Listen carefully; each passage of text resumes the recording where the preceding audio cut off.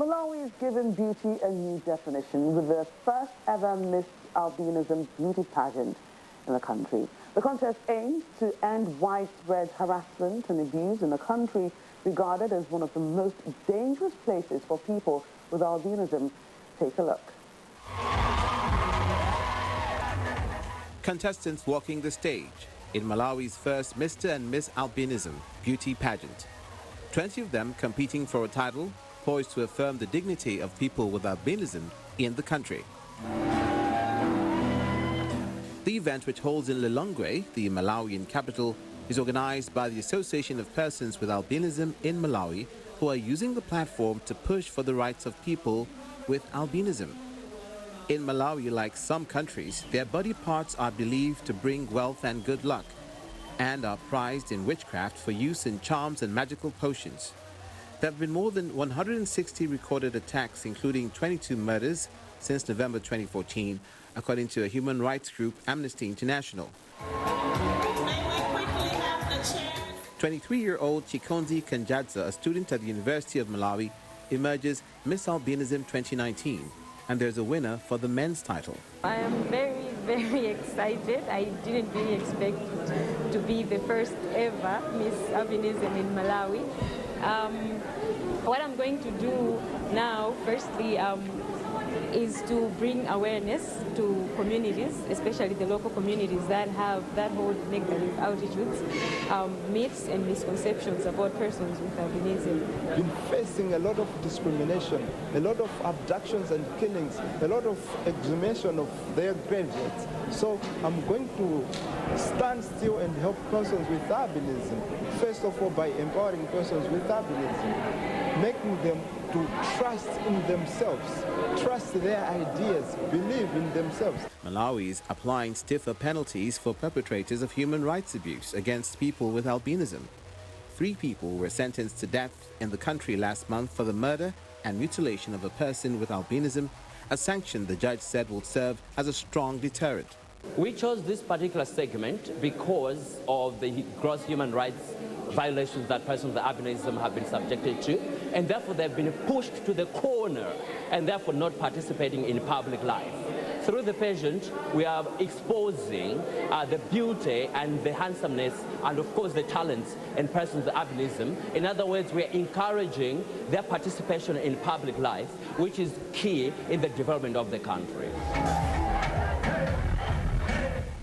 Experts worry that the lives of people with albinism in Malawi, estimated to number up to 10,000, are in danger due to the violence against them. Some affected people want the government to declare the country unsafe for them so they can seek asylum abroad. A team of Cameroonian entrepreneurs has created a mobile application that helps their farmers detect crop disease.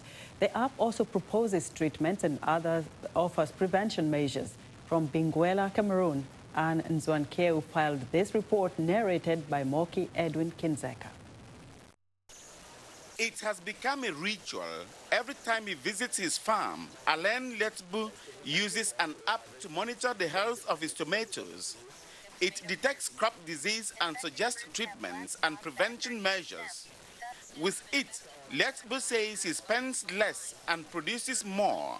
I remember a few months ago, I lost a little over 1,200,000 francs in the production of tomatoes because I could not detect which disease was attacking my farm. I referred to the workers in the field, and each gave me a different dosage. Even the engineers could not tell me exactly. Until today, I do not know what destroyed my farm. Lietbou now uses an app called AGRIX. Using the app is simple. The user focuses the phone's camera on a leaf or fruit. The application analyzes the image and gives the results within a few seconds. AGRIX co-founder Dorothée Mvondo says the app is still in development but has already been tested by hundreds of farmers. AGRIX, after detecting the disease, gives the name of this disease, proposes appropriate treatments for this disease, the fungicides and the recommended doses for these fungicides. AGRIX also gives recommendations on how to prevent the disease next time. Joseph Mpo is an agronomist and trainer at the School of Agriculture of Bingela, a state agricultural school. He's tested the app and says it's promising, although some improvements are still needed. It is a revolutionary application, but it is still a little limited because it is only in one language. They have to bring it closer to the farmer. That is to say, try to translate it into several languages so that everyone can find his account. Mvondo says the plan is to roll out the app across Africa beginning in 2020. She trained at the State Institute of Agricultural Research for Development. Now, she hopes the app will give farmers real solutions and options, since the pesticides sold in the shops are mostly chemical.